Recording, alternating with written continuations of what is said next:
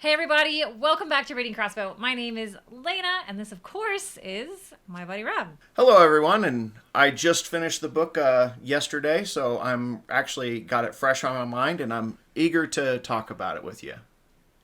I'm also excited because this was my choice this month. I had a really good book last month, so we're coming off a good Lena recommendation. So I'm not sure this one is going to hold up as much. I'm going to say that off the bat, but yeah, I liked it, so I'm excited to hear what Rob has to say about it. But for those new here, quick flash through. We pick 2 books a month. Rob typically likes your darker fantasy, grim dark. I typically like romantasy. I love elves and fairies and all that fun stuff, even fairy smuts. I love all of that. So he picks a book every month. I pick a book. We both read them. And then whoever did not recommend the book, like is reading the other person's recommendation, gives a halfway summary, and then we both summarize together. So that's what's happening today. Rob already gave his halfway, so you can check out that video. No spoilers in that. It just kind of talks about like where the book's sort of heading in case you're interested. And then this, again, will also have no spoilers, but we'll both review. Yeah. Um, I'm curious where you landed on this book because you're generally not a big fan of time travel, despite this being your pick. I know, I can't believe I did that. I should have really known better. But, that's okay. Time travel, I think, is going to be a big part of our discussion today. And, All right. because we're starting to become experts at this point in time travel in books. We might have to have a subtopic or, like, review all our time travel books for the year. Rank them all together. Yeah, maybe. So this book is The Last Magician by Lisa Maxwell. It's part of a 4-part series. I actually bought the whole series because I figured at some point maybe this summer I'll read them.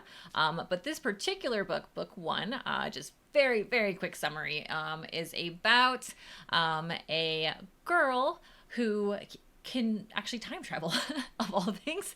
And she has to go back in time to save magic as it is today. So it takes place in the real world, and magic has been lost over time. So she actually has to steal these artifacts that have been lost through time because together they work very powerfully together that can bring down something called the Brink, which is actually like a magic inhibitor which surrounds all of Manhattan. So they want to bring down the Brink and the devastation it causes upon the magic community, or the magus, as people who have magic are called. And through her time travel, which goes from modern day to early 1900s, she meets some interesting characters along the way, makes some friends, causes some time travel harm, if you will, and I'm still unclear, without giving away spoilers, whether or not she actually saves the day. But the book's a bit cliffhangery, so close enough. Close enough summary? That sounds great. Pretty much matches what I got. So what's your first question for me? So I thought we'd start with, especially since we're freshly coming off Starterville, and when I had an interesting feeling when I ended that book, how was your feeling, just general, ending the book? What was the feeling you were left with? I would have to say I kind of felt like this disappointment just because of the way it ends. It is, as you noted, a cliffhangery ending, and I really can't stand that in a first book. I really kind of want a conclusion, like wrap up the story, and then with leaving something open for a sequel. Yeah, I think we actually had this similar feeling once before. Isn't this how we both felt after the Cassandra Clare book, Swordcatcher? Yeah, because the book itself feels like a prelude to the actual story, not a whole and complete story in and of itself. Yeah, I think that is somewhat what this book felt like for me too. Like, we are actually, and I'm sure you'll touch on this, but I feel like what's coming in book 2 might even be a stronger story than book 1. But with the Cassandra Clare book, there was a lot of like really well written prose, a lot of interesting writing, and a lot of reasons to fill up a book with words. Whereas this was like a lot of adventure, just crazy adventure. With having that said, it leads up to way more adventure in the next one, which just feels crazy because there was so much in this book.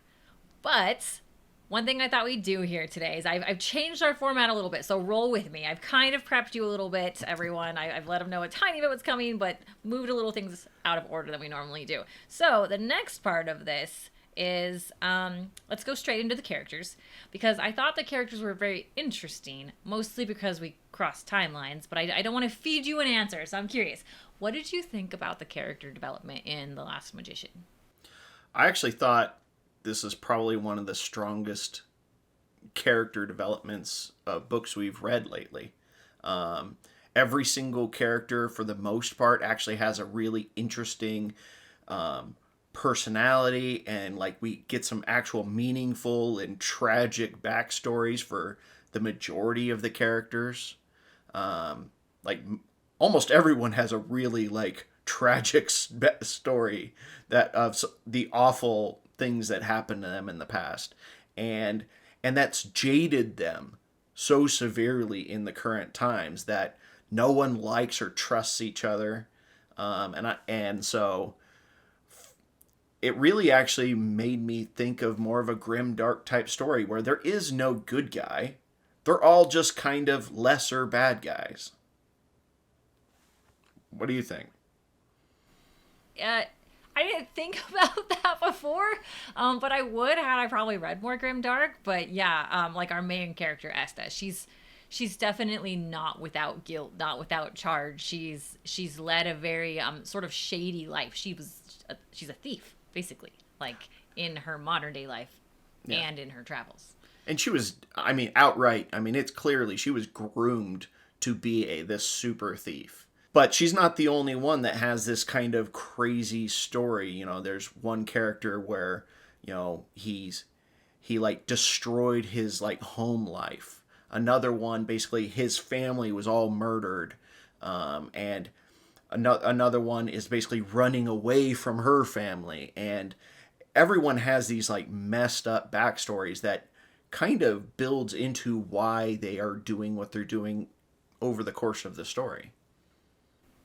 So another thing about characters I wanted to ask is, we're talking about character development and kind of like weaving in and connecting these characters together, and how these characters are built. One thing that the author did, especially going back in time, is the author brought in real life people into the story. I don't know if it was to build authenticity or why necessarily, but a couple characters that were brought up were Charles Schwab and J.P. Morgan. So, how did you feel about merging fantasy with fiction? I mean, sorry, fantasy with fiction, fiction with nonfiction here. I think it's great. You're setting it in the real world, and therefore bringing in real world elements is totally fine with me. I'm not offended by them using a real person and maybe making them crappier than they might have been in real life. Yeah, I mean, and they did. And so, do you ever wonder, like, do they ask the families first? Do they have to do that? I mean, this is sort of like public figure realm. Well, for the most part, I mean, the actual public figures don't play a major role in the story. So, whereas like the characters that do, like Jack, he is related to them, but he's not a real person. So they can kind of go off and make him put words in his mouth that are really kind of awful things to say that that you probably shouldn't put into a real life person without proof. Right. Like, this is like supposed to be like the cousin of a cousin of JP Morgan or something. Yeah. But it also basically paints JP Morgan as like, so there's this order. Okay, so we're going to go into magic in just a little bit here, because this book has magic in it, of course. And so JP Morgan in this book, big banking, right? It was banking, investments, something like that.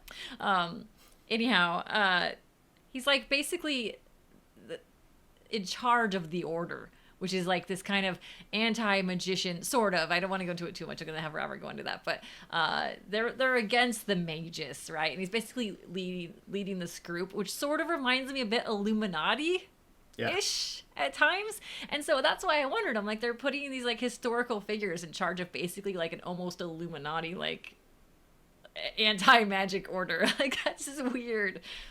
So, I mean, they also bring in like Isaac Newton and Tesla, and they play kind of tertiary, they're referenced in the story.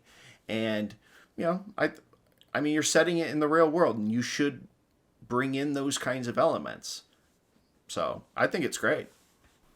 I wasn't going to do this question next, but like your answers kind of sparked it this way. So, having that said, does this book remind you of any other books or media? Or for fans of what would you recommend this book to? So for me, the closest I could really think of offhand would be probably Outlander, both either the TV show or the books. I haven't actually watched the show, but I have read the books. And it is definitely a historical fiction with a time travel element.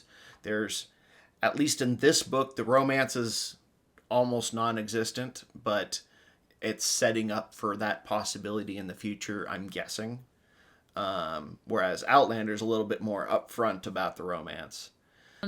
I got a bit as we started talking about Newton and Tesla and different characters from the past. I started thinking a little bit like Da Vinci Code Light, like super light, because there's moments in this book, without being too spoily, where they're like pulling elements from artifacts or from paintings or different things and starting to connect history together and figuring out where this all began, like this began that, and how kind of the order began. So I think if you like kind of like problem solving books as well, it's almost like Da Vinci Code Light meets Outlander. And then also another thing, which I'm not sure you've watched yet, but have you seen The Gilded Age? I have not. Tell me about it. Well, this is going to go into the next question about the setting, but there's a series out right now that a lot of people are enjoying called The Gilded Age. And The Gilded Age kind of solved a fix that happened after like Bridgerton ended. I'm speaking to all my ladies out there for sure. Bridgerton was amazing, but like these period pieces are really taking off in terms of like television shows. So Bridgerton ended, and then there was no period piece show out there. And then The Gilded Age came up, and what's really cool is it takes place during like the railroad era and early banking era. And when it's talking about some of the streets in this book, we'll get to it and show me the map. But when they're talking about like some of these buildings are just houses and they'll eventually become, you know, something bigger or something in the future. And they talk about the Met, the Metropolitan, the Met Gala, eventually those things, the buildings, it just starting. So in the Gilded Age, this is all happening. So I think if you really like that TV show and like seeing the map of early New York and these buildings before they became something else or before they became Macy's, then you might really like this book, because Gilded Age is pretty great. So for another kind of property that I think if you've seen it, there's a movie called Confidence, which is basically kind of a thief heist type story, and that actually really reminds me of this book, because at any one time you really don't know what the real plan is. The characters do, and they're lying to each other like crazy. What is the real plan? But you don't, as the reader, are not aware of the real plan until it's already happened or happening. And that kind of reminded me of that kind of a story like Confidence, where you don't find out until after the fact that they had already pre-planned something, and now you're seeing what the outcome of that was. Yeah, pretty much. Exactly. I mean, I haven't seen that, but you definitely kind of think you know what's going on in this book. It's meant to be kind of like a gotcha at the end, you know, sort of. I don't know that the writer was super successful, but we'll get to that. But definitely characters all have their own agendas. We can say that. They have their own version of the plot or the plan. I'd say for the most part, they're aligned on the outcome, but not always aligned on how they get there. And then some characters are not even aligned on the outcome. So it's very interesting watching all these moving parts come together. But having the Gilded Age talked about, this book is set for the most part in the Gilded Age. So this is when New York is rising. So early, this book ranges from, 1900, mostly 1902, a little bit of 1926, and, later. We didn't agree on when it's modern time, but that's okay. So what do you think about how the author transitioned between the setting, or the setting? I guess the setting's Manhattan. Yeah. But multiple times. Yeah, I think the setting was great. By the Brink functionally limited the setting to just the island of Manhattan. And by having that kind of those curbs set up on the setting, they could just really focus in on that. And I thought it worked great. It achieved the goal very well. Okay. This is going to bring us, I think, into talking. I want to say time travel, I think, for last, because we've had a lot of time travel. But outside of time travel, I think I really wanted to talk a lot about magic in this book, because it's the first book in a while that we've really brought magic back. We both seem to love magic systems in books. So without me leading you too much, what did you think about the magic system in The Last Magician? So in my halfway episode last week, I spent pretty much the entire time just calling this the X-Men, because this is another one of those kind of like Fourth Wing, where the magic system really is just random superpowers that people get for the most part. However, we do kind of learn as the story goes along that there is another kind of magic, what the mages call, fake magic, or, and that's what normal people can do. It's ritual magic. And the mages, who are the people with these kind of powers, they have the ability to like sense each other, almost like the Highlander, at least sense when each other are using their powers. But for a normal person, if they use one of these rituals, they're basically stealing magical energy from the universe to accomplish a goal. Now, the book doesn't really show a ritual happening, but we see the outcome of that, which is the brink, the whole little border around the island. That was a ritual that was done that basically wrapped the island in a anti-magic bubble. So it's a pet peeve of mine that magic is just another word for superpower.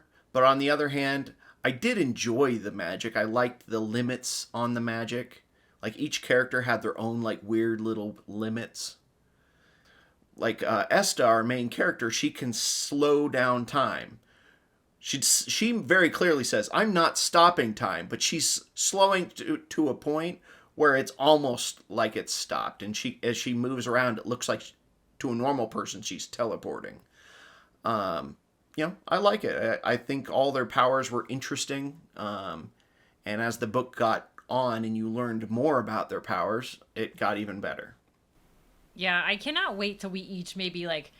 I'm definitely gonna refer a book I've read before, which we haven't really done much yet, to Rob later, because I want him to read what I think's a almost like flawless magic system.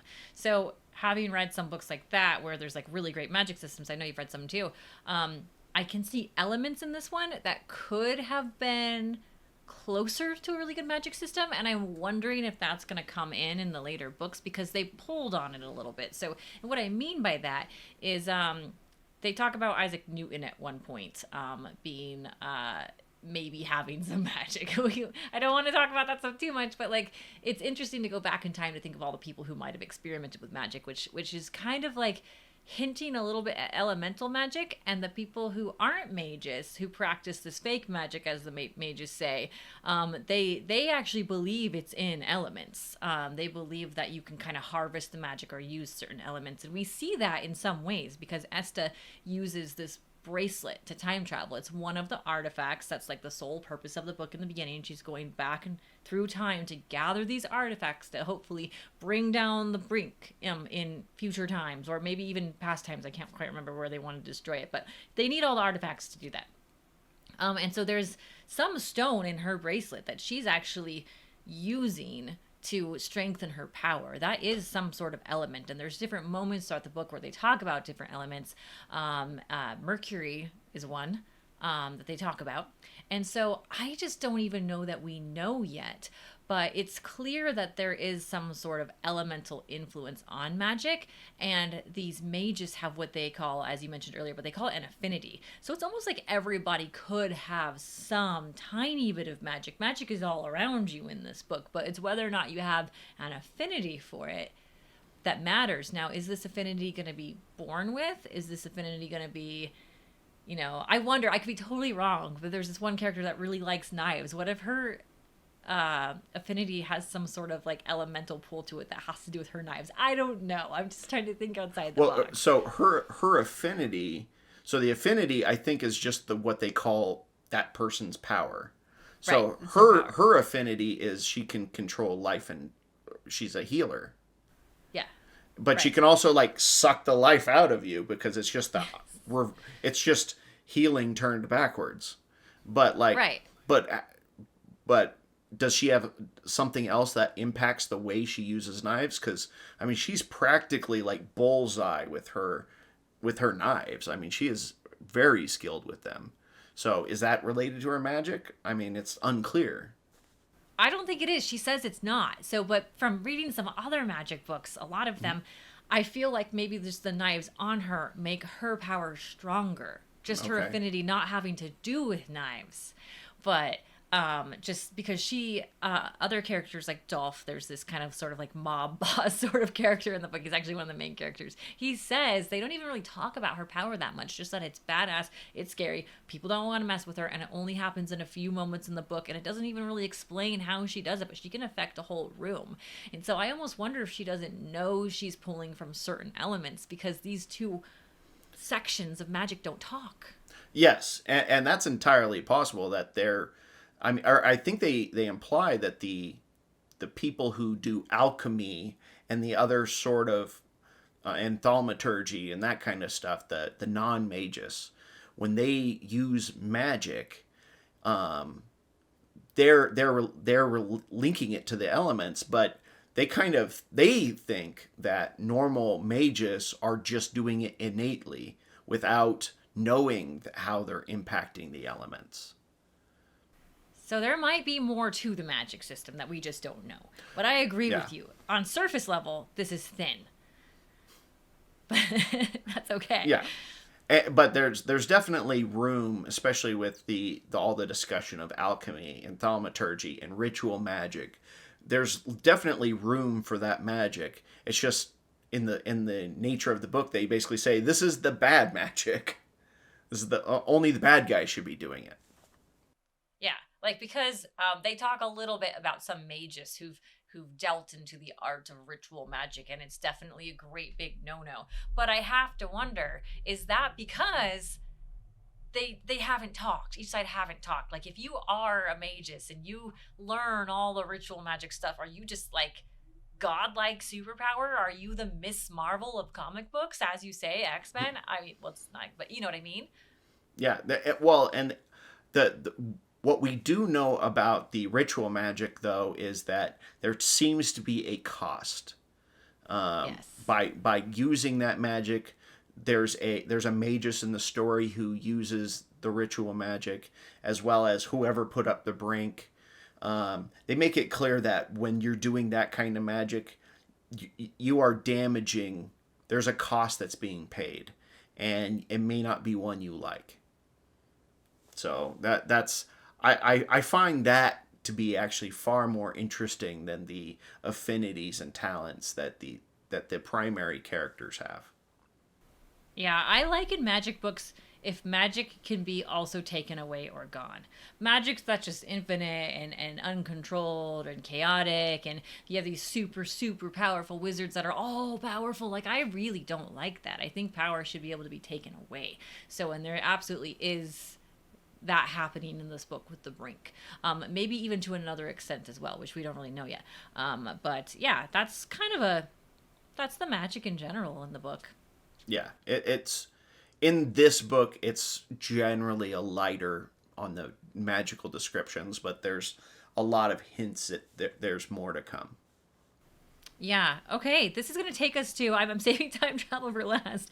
But what was the artist's, I mean, author's writing style like for you? Like, how did you appreciate her writing style?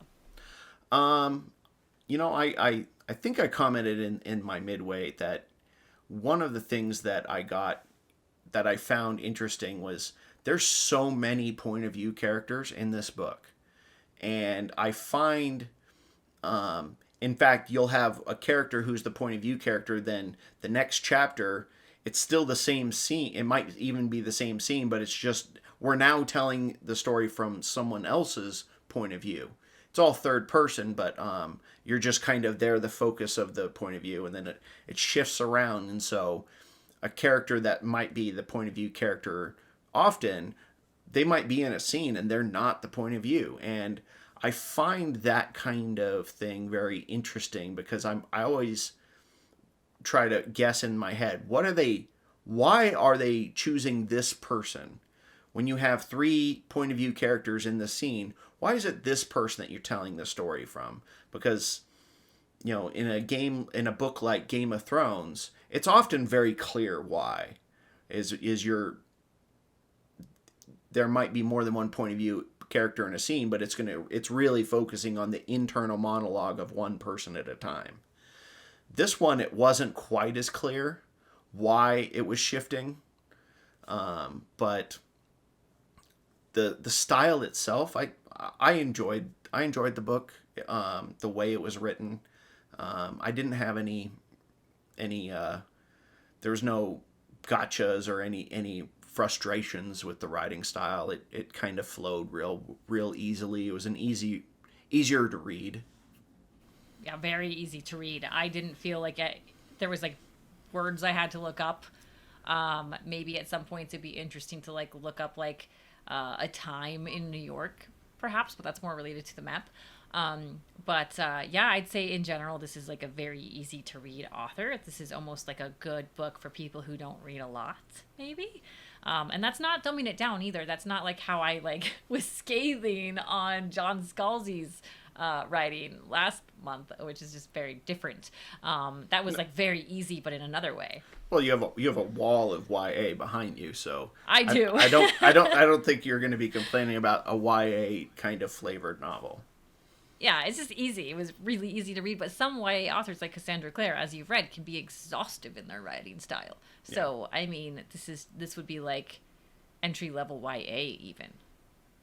I don't know. I think one of the things about the writing style that I did like, and this kind of goes back to the characters though, is that everyone like for example, the main character, she has like this tragic flaw. If there's a plan, she is going to go off the plan every single time and it always goes wrong for her. I maybe once it doesn't, but basically every single time, if there's a plan, she's going to screw up the plan. She just, like, it's somewhere built into her. She just hates that there's a plan, and she's going to go off script on purpose every single time. It's a flaw of her character, and every character has this flaw between Dolph and Nibs and Jianyu. Actually, Jianyu might not have a flaw. He's adorable. He's great. Yeah, Jianyu's great. Yeah, Jianyu is this sort of like stealthy character. There's all sorts of affinities. We didn't talk about that too much, but there's like an affinity for love. There's like sirens in this book. There's affinities for controlling and healing, like you mentioned, slowing down time, the ability to read people's emotions, the ability to even read people's minds a little bit. And you know what we didn't touch on, which is interesting, but back to the magic just a little bit. So there's actually 3 types of magic. There was the ritual magic from the people who are non-magus. There's the magus. And then there was the actual magic for the fun of it. We didn't really talk about that, but this is about a magician. Yeah. About a magician who doesn't use magic, like his magic. Maybe at times he sort of does, like but people can sense when he's using it, and he's definitely doing magic in an area where he's not supposed to. We have to remember there's certain areas you can't do magic, but there's a magician doing actual sleight of hand too. Yeah. Illusions and mentalism and that kind of stuff. Yeah, and that definitely is in this setting, and it's interesting dichotomy because if anything, the most magical things that happen in this book, seemingly, are often the illusions and the sleight of hand and the pickpocketing. It's the stuff that's very mundane is actually the stuff that tends to be almost the most magical. I found that very fun. Yeah. Like he was not doing magic, but he actually is magus. Like that I thought was like very, very clever. But it is time to talk about time travel. Okay. Yeah, so I have to preface with that this isn't time travel like everybody else can use, okay? Like I talked about before, things that make me upset about time travel, if you've caught some of our other episodes, is I don't like if it's just because, or like, stepping through portals really so much, unless it's like the magic's explained why the magician's doing it. So I like more like machinist time travel, like you had scientists figure it out. So in this book, it's none of that. Like pretty much one person that they talk about, I suppose there could be more, can do time travel. It's Asta, but it's not her affinity. She can do it because of this bracelet paired with her affinity. So Yeah. that's kind of the backstory for viewers. But what did you think about this book's time travel? Did it work well for the book? Did you enjoy it?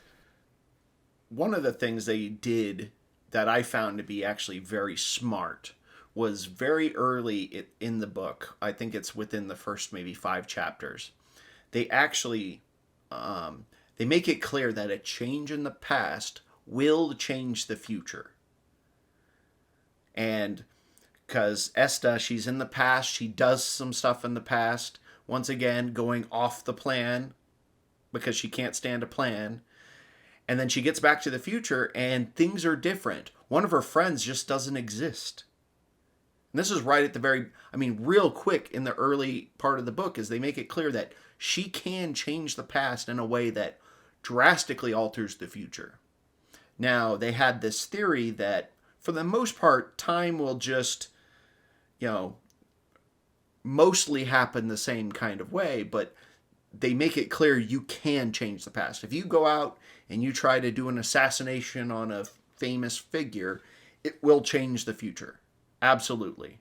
And by setting that rule early, I think was very smart and allowed the time travel to for you to be aware that could happen. Yeah, I really enjoyed the time travel in this book. I liked. I say I don't like when it's limited too much. I like everybody to be able to do it, kind of like scientific. Like we can make this work. Time travel can happen if you just have the machine. But time travel can't happen for everyone. It is just one person, and it does have a heavy, heavy repercussions, like you said. And just really, it almost falls for me into a little bit of the black magic category of like you shouldn't mess with this. This is a bad idea. And also, it's probably important to note that. And this isn't very spoilery, two objects can't exist in the same time period. So if they're going to get one of these artifacts that she needs, like if the bracelet's one of the artifacts. So like if she returns to the same time with the bracelet to go back in time where the bracelet exists, it can't exist. So she actually has to go get it again. So like there's a lot of limits on this particular time travel. And that was a real smart thing, I think, that was done in this story, because essentially by her going back in time, whichever's the oldest item, or the already existing version of the item, that's what stays. And the thing that just comes into that timeline is what goes away, as far as we understand it. So, but by doing that, essentially, real quickly, time travel is pretty much taken off the table.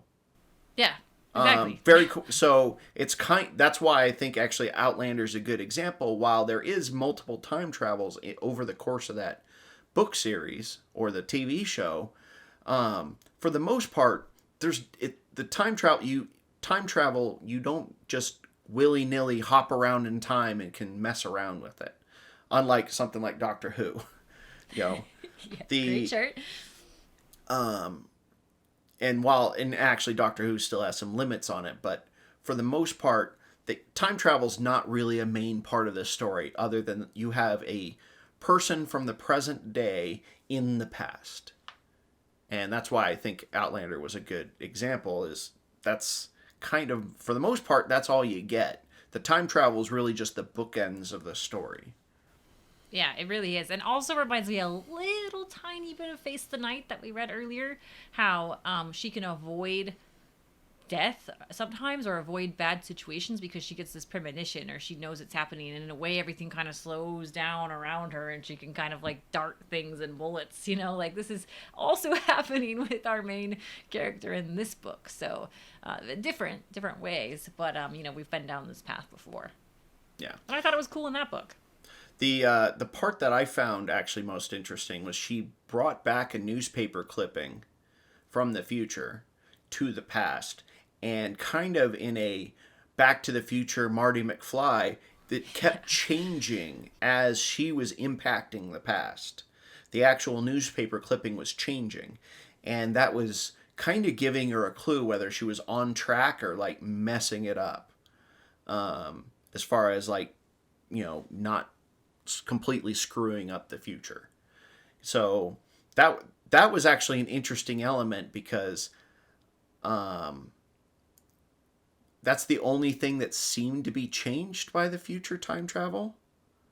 Although maybe the pocket knife might also have had a similar thing happen when she started screwing up time. Yeah, but that's a theory. That's not proven out in the story.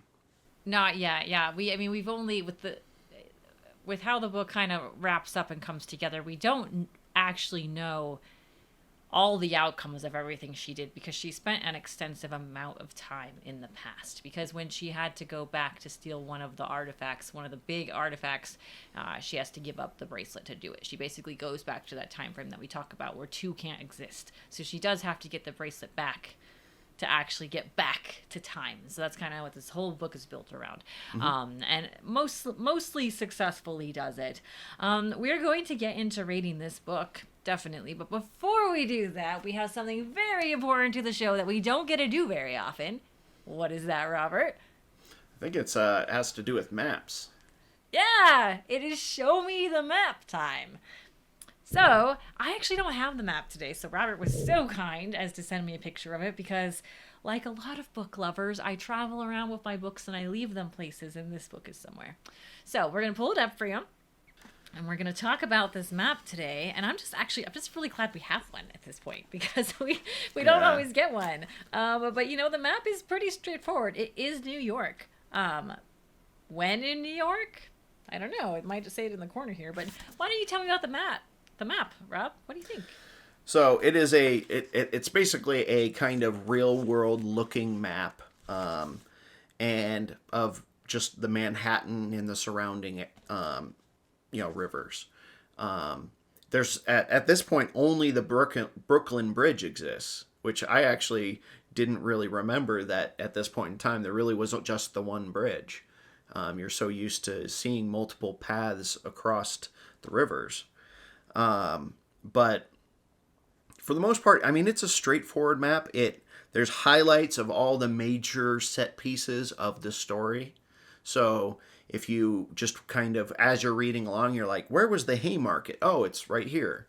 Or, where was the different mansions, and the Coffra Hall? It kind of lays out all the major, as well as a couple extras, like City Hall and the St. Paul's. Like, I don't think they ever go there, but they're important landmarks, and so therefore they put it on the map.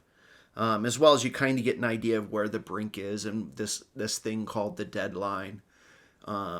So I do actually think this is a very successful map. It actually helps you understand the setting. There's this funny bit, if you look down in the bottom corner, both of us, we talked about it earlier, both of us swore it was a coffee stain or like a tea stain or something on the map, like trying to make it look like it's a map just sitting on a table. But it's actually the bracelet that she wears that when she's time traveling. And you actually get a pretty good view of what that would look like. And I think that's actually pretty cool. What do you think? It is cool. Yeah, well, the map for me is pretty straightforward, so I like it. A couple little giveaways, kind of little Easter eggs in it, though, that we haven't really talked about, but referred a little bit to. I think we can bring them up without being spoilery.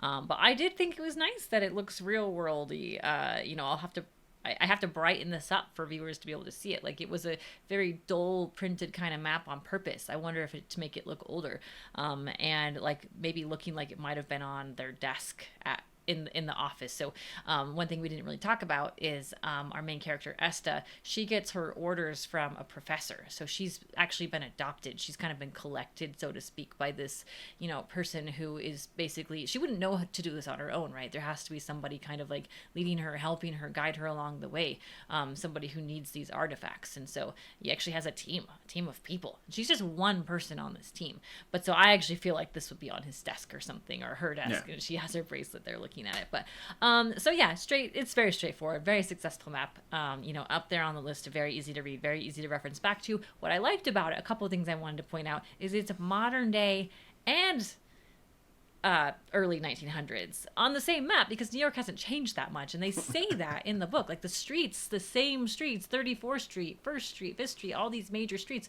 are still the same streets that were there before. They haven't even really, widened them. They were wide to begin with, which is crazy to think about, right? These big buildings existed long before, but they do label this with the professor's building, which would be modern day. But they also label it. Yeah, it's on here. Yeah, that's a good. I totally didn't notice that. That's cool. Yeah, but they also put like the Devil's Own. So the interesting thing about the time travel that we didn't talk that much about is you have to be in the place you're going back to.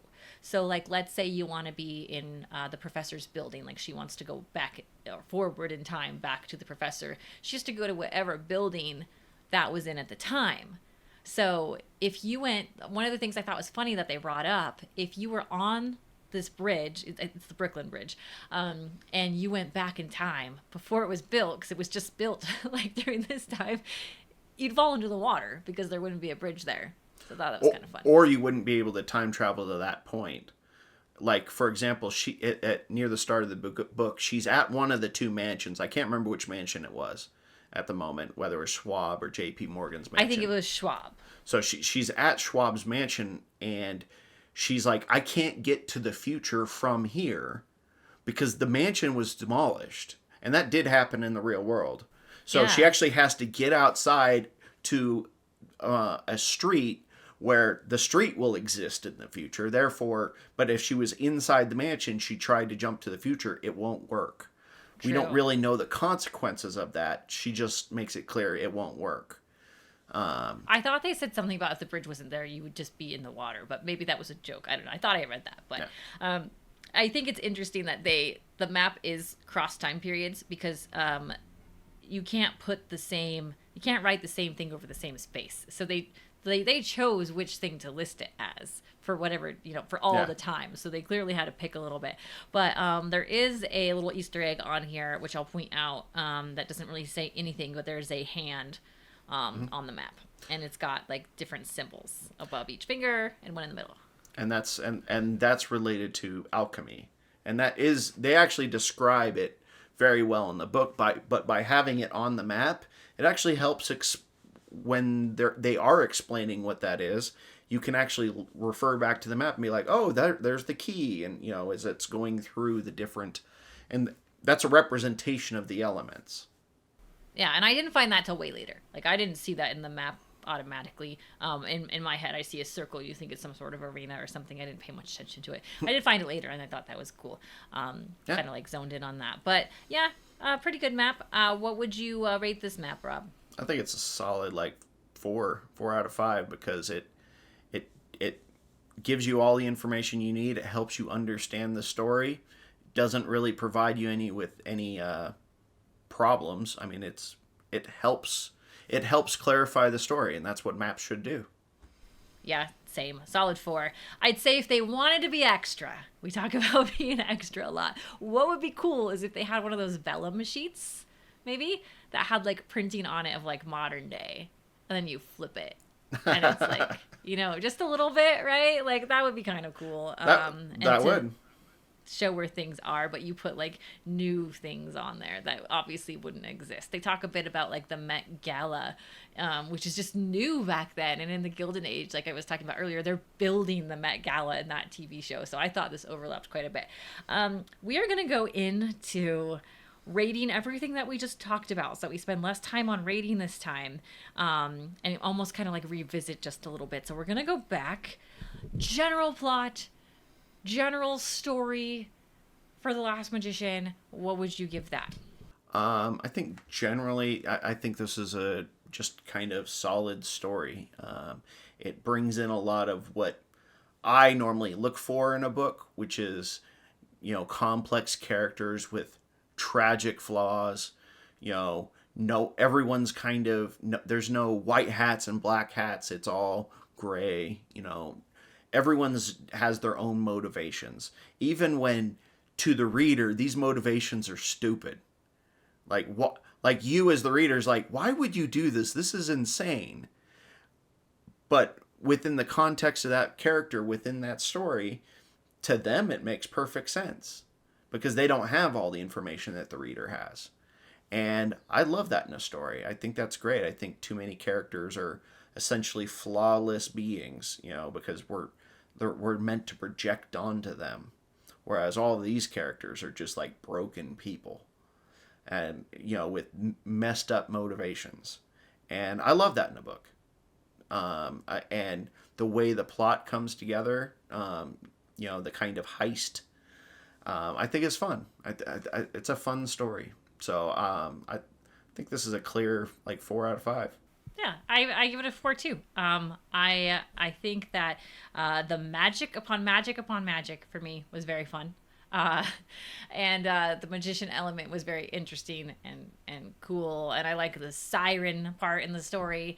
I enjoyed going back in the past. I thought that was cool how they had to get to different spaces. I definitely enjoyed the limits on the magics as well, especially with the time travel. I liked to see that it was kind of broken in some regards. So yeah, I give general overview story. That also makes it easy to recommend too. This is an easy book to recommend to a lot of people. Okay. Characters. So I already mentioned just in the last part about how all the characters, like I said, they do have these kind of tragic flaws and interesting backstories. We didn't mention favorite characters, but my favorite characters that I really liked was someone named Violet and kind of another protagonist named Hart. And both of them, their backstories are so interesting. What's happened to them and what's happening to them today. I actually really enjoyed those characters a lot. And for the Violet is a background character. She's not meant to be there, or she's not a protagonist. So the kind of villain of the book, at least, I don't want to really say their name just because it's kind of a reveal about midway through. But they seem like a good person, and then all of a sudden they start talking, you're like, whoa, hold up. You just became, a monster in one casual conversation. You went from being what seemed like an okay dude to someone that's a really bad guy. And while you might have been able to see it coming, I liked nothing about it. Wasn't misleading. There was no trick. The character was built correctly and organically, and it made sense. And I like the characters in this book. I think they're all well done, even when they were frustrating in their decision making. And so I would put this as another 4. Yeah, same. I'm agreeing with you on pretty much everything. The character development in this book was great. Maybe not as good of descriptions as some of the other books that we've read. We had that really good month of really great writing when we had The Book That Wouldn't Burn and The Sword Catcher, of just very very good descriptions on some things, but this did it in fewer words. Which, is that better sometimes? Like, there's a character who's like kind of this mob boss, but yet he also goes up and checks up on the people who can't afford their rent, makes sure their kids can eat, right? There's this magician who's very charismatic, but he's masking, common, a word we're using a lot more in today's society, and also might even have some sort of I forget what it's called when you don't like to touch other people's hands, or germaphobe or something like that. I think I'm reading a little bit of that from him as well. That also has to do with something else, but it's just very interesting that we learn so much about these characters. There's this other character too, and what's interesting is they're like a background character, and we still know that they're into they have a love interest for someone of the same sex, which at that time, definitely not something that happened or you were public about. And, these are characters that are minor. And then we have another character who basically is running sort of a brothel. And this character's barely in the book, but I learn a lot about them, and even their son. Like, it's just, there's just so much character descriptions, and the book is not that long, and the author does this in few words. So I thought the character development was great. I feel like I could picture every single character. Even Violet has violet eyes. Like, that was maybe a little silly, but still fun to know. So characters 4 out of 4. All right, so this next one I have, we're going to go straight into, we're going to go into the prose. How would you rank this author's writing ability, or how they wrote this book in general? So I think for me, this story, it was as I mentioned earlier, it is an easy read. There wasn't anything, but there really wasn't anything that stood out to me. Like, there was no spots where it was like, oh, I love the way that was written, or that was a really cool phrase, and I've mentioned some of those phrases like when we've reviewed other books. And it was like, oh, I like the way this one sentence was worded, and I really didn't have anything like that in this book. That's not a problem, but there's definitely room that we've seen, better prose. And so I think this was pretty average or normal. I think I would put this as a 3. This is it's good. It's good enough. It's a good book. It's good. It's well written. It's just, there's nothing special about it for me. Yeah. I'm actually playing with going slightly lower at times, just because I felt like it'd be better if Lisa Maxwell could have maybe made some of the characters sound more early 1900s.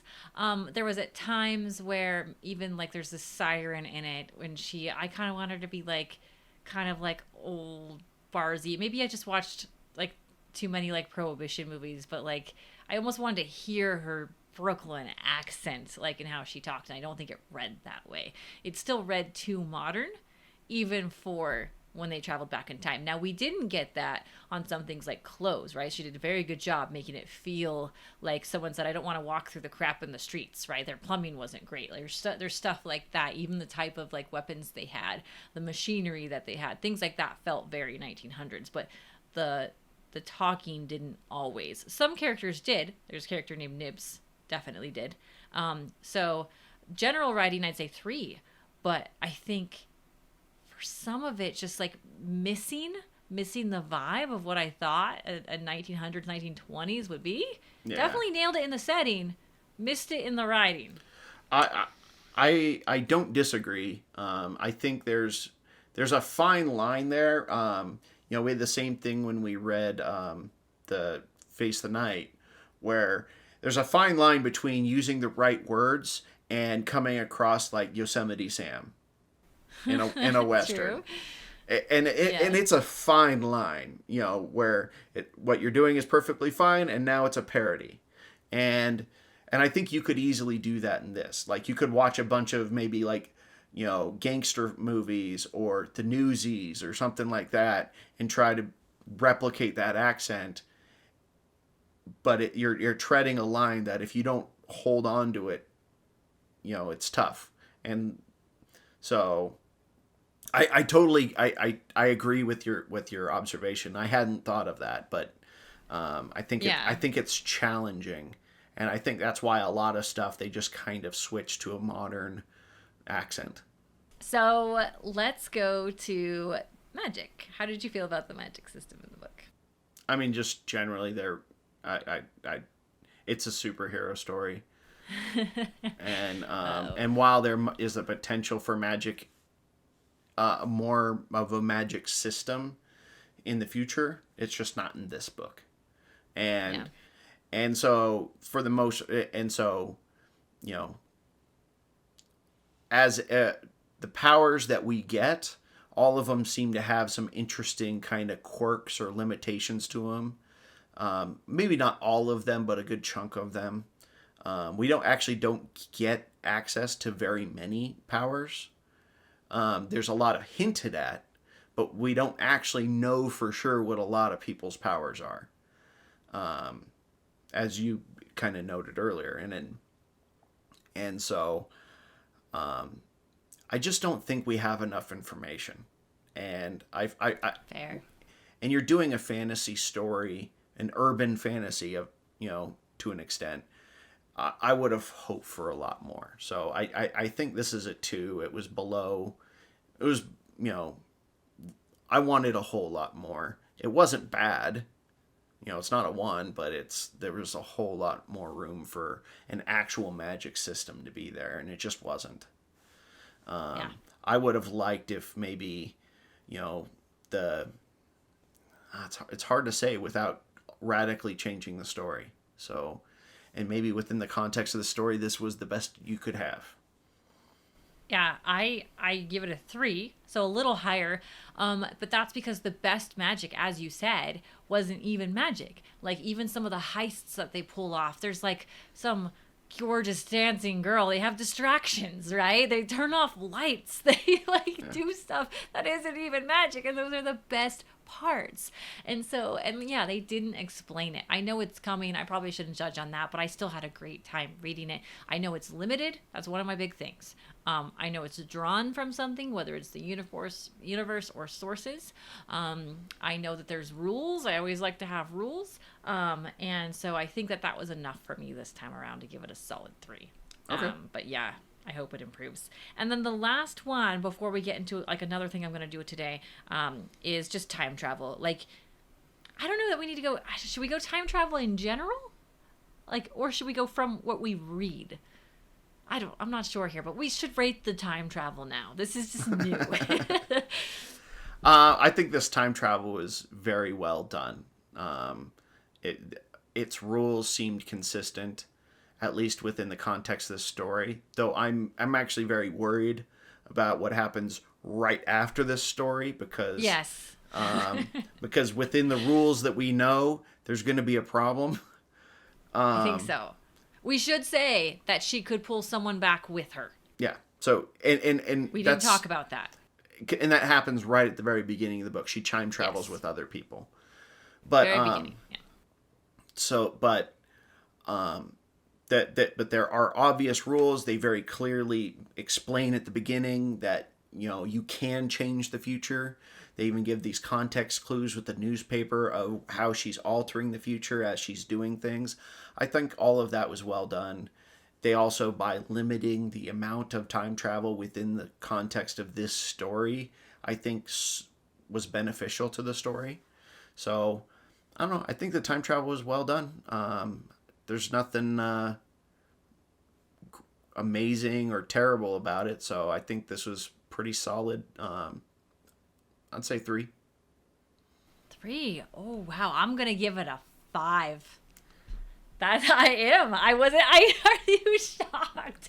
I am. This is one of the better ones I might change my mind if we ever read the second one. Okay, but here's why. And actually, I think it was a 4 before you convinced me. Okay, through doing this episode, we have so many limiting factors, and you know what did it for me was when you talked about the building had to be there. Like, the author thought about all of that. The buildings have to be there. Where she is in time matters. She can't be exact. She can't, like, wish upon a star, click her 3 little heels together. She gets really close to it.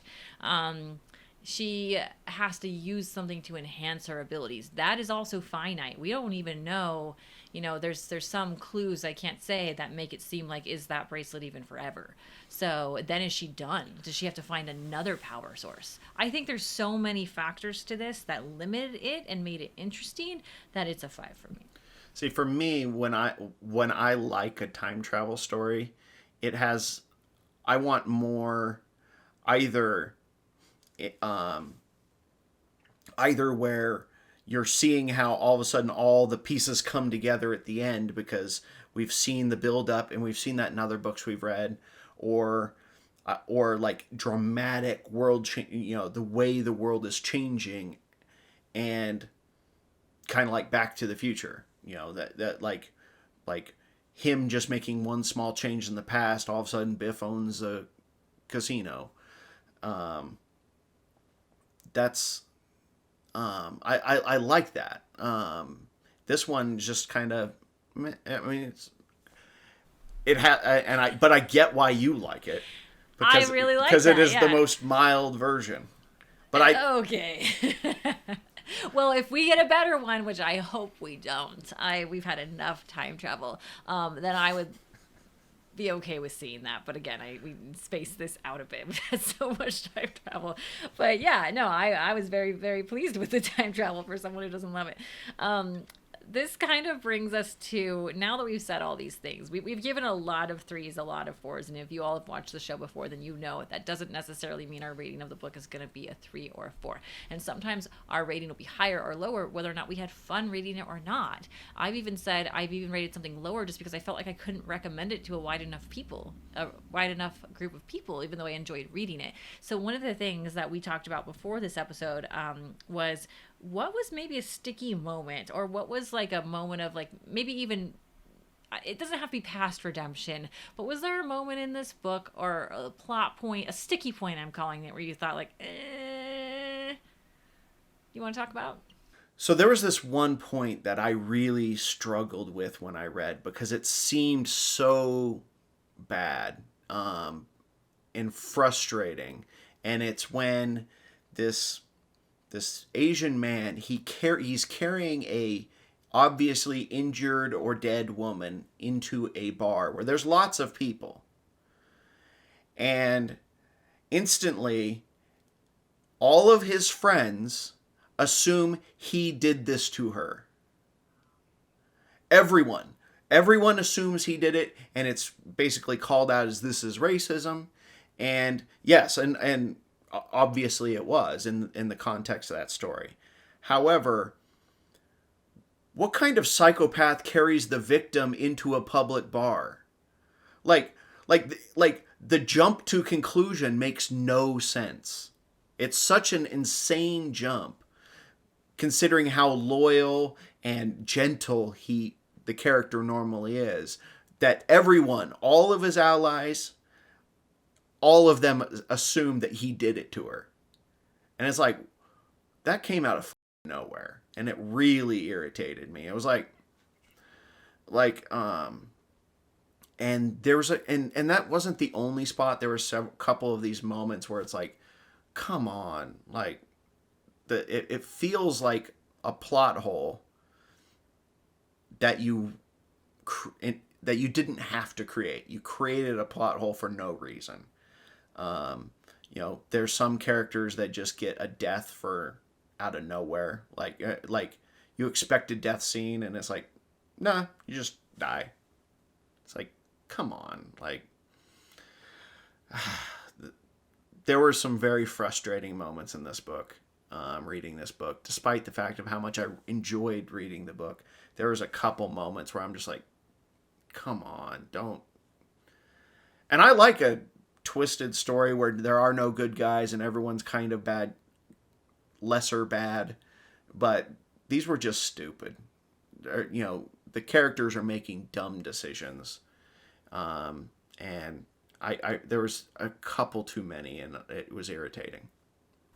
Yeah, I know exactly which ones you're talking about, and that one felt weird to me too, reading that particular scene, since you brought that one up. It's like, where did this come from? I thought that too. And I think that really just comes down to why I ranked the writing style a bit lower. There could have been build up, like there could have been like maybe as he's seen in the street, someone like yells out a racial slur that pertains to this story. Again, like setting the time period for the 20s or 1900s wasn't done enough. Like this is supposed to be like sort of like a Chinatown area in the story, and it wasn't. I mean, so and then it would be very different. Like you have that same misunderstanding, and it happens a lot in a lot of media where, oh, you find a person over a body, you just assume they did it. yeah, But no, yeah, well, he's carrying a person into a public space. Obviously, his known ally. yeah. Yeah. There's no way he did like you would have to be, like I said, a serial killer, or like just a monster to just be like, oh, I'm going to carry my victim into a public place and get away with this. That's stupid. There was a few deaths, like you talked about, that just really seemed like you're not going to have retribution over that. You're not going to have a big, like, you're not crying. You're not, like, what is happening? There should be shaking their fists and torches in the street. Like, there just wasn't enough follow through in some areas, so completely agree. But those weren't the ones that did it for me. An issue at the very, very beginning. And I have to be very careful how I say it because I don't want to give away any major, like, plot moments or any major moments to the story that make people go or wow, especially if you're someone who like doesn't put it together. But like I had main issues or huge issues and maybe even like skepticism with why she was going back to begin with. So that has to happen for a reason, like yes, they want to bring down the brink, but it almost didn't seem solid enough. And so like I had a lot of skepticism about like why this was even happening. And so this is a major plot point, so I can't really go further into it. But like I had the skepticism from like page early, when you should be building up that story. Like this whole book is based around you going back in time to get X cool things, to make X bad thing go bye-bye. And I can't get behind why you're going. You didn't spend enough time on this. Really bothered me. So that, and oh gosh, try not to be spoilery. There's one character in particular I just didn't believe in. I just didn't really like. I was like, there's a problem here. There's a problem with this character here. And sure enough, so almost nothing surprised me at the end. One thing did surprise me. Totally didn't see it coming, because why the hell would they? Like, just, you don't even have to do that. Like, it's so stupid. Like, I think the author tried too hard to make stories connect, and I just didn't think it was necessary. So, yeah. The whole plot didn't have to relate to the whole story, to the whole timeline to timeline to timeline. It didn't have to happen that way. It's okay for some characters to not be part of the story in the story. But no, they had to weave them all in this big basket, and that made me unhappy. So, but I liked the characters. I liked the story. I enjoyed reading this, and I read it very, very fast. Yeah. No, and I think overall I was very happy with this book. There was just a few spots where I was just like, it's a deep, meh sigh. Like, come on, like this is dumb. And it's just a few times, and I got over it. It wasn't so bad that it ruined the book. I mean, we've talked in previous reviews where that something happened, especially at the end, where it kind of ruined the book for me. Like the way the book ended kind of just spoiled the whole book, even though I was enjoying it up until that moment. Yeah. I mentioned that especially during like Fourth Wing. Like I just hated the ending of that book. And and this book didn't have that. It didn't have a spot where I was like, "Oh, this is just fucking it up." I think it was fine. It was good. It was a good book. It was going along great for me. Again, too many things had to have a pretty little bow on it, but also yet cliffhanger, which is the weirdest thing. Just odd. If you guys pick this up, you'll know what we mean. It's worth a read. I think it's worth a read. I'm going to say that. I would recommend it. I do recommend this book. I recommend it to a wide amount of people. I maybe think some men wouldn't necessarily want to pick it up right off the bat. I can't imagine like my husband loving to read this, for example. But like I think a lot of people would enjoy reading it. It's quick read for as many pages as it is. Before I give my overall summary, I'm going to say your scores adding up together puts you at... What's 16 divided by 5, Rob? About a little over 3. A little over 3. That's kind of what your scores came up to. Add in your little caveat at the end, any sticky points. I don't know. Where you feel you landed? I think this is a solid recommend. It's a solid book. There were spots that were irritating, but there was also some of the best character and side character development we've seen in a while. Especially side character development. Like, absolutely. These characters had great backstories and they had wonderful, flaws and just the way they worked. I enjoyed this book, and so I think a 3 was without being told, that's what I was gonna pick. I shouldn't have told you that. Because it's a solid book. It's definitely worth reading. I would recommend it to people because they might not have the same I want more magic in my fantasy, less superpowers, despite the fact I read comic books. So I don't have a problem with superpowers, but they're separate. Yeah, I get you. Other people might not have that same hang up, and so that's another reason why it's like, yeah, it irritated me, but it might not someone else. So it's a solid recommend for me, and I would definitely suggest it to other people. So I tallied up my scores. If you added up all my scores, that would basically give it a 4 right on the nose.